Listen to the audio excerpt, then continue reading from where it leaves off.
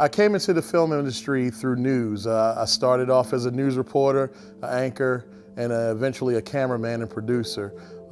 News was something that I was always interested in as a kid, and as I grew, that fascination grew. So I ended up joining the Navy, leaving college, joining the Navy, and I got picked up as a journalist, and it just went on from there until I got out and I got a job in television news, working for a station in Raleigh, North Carolina, and places all over the world since then.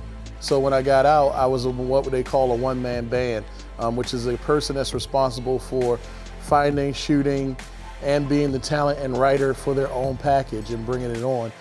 Sometimes I did have a cameraman, but most times I was one-man banding it.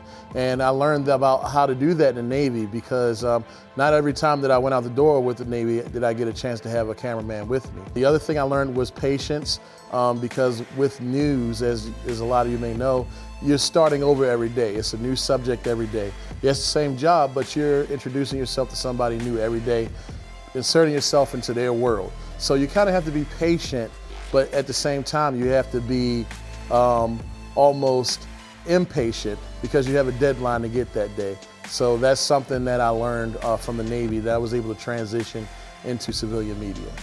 The transition from news to cinematography came from me winning an Emmy in 2015.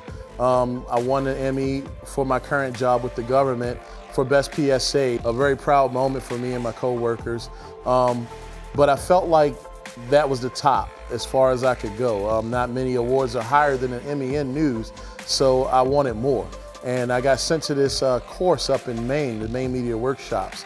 And I got to work with this producer and this DP. His name's Daniel Pearl. He works in LA. He's worked with everybody. And he was just a madman, and I enjoyed his energy, and I picked up a lot from him. And it made me want to transition into his world and learn more about what he does and want to be more like him. And from that, I found Full Sail University.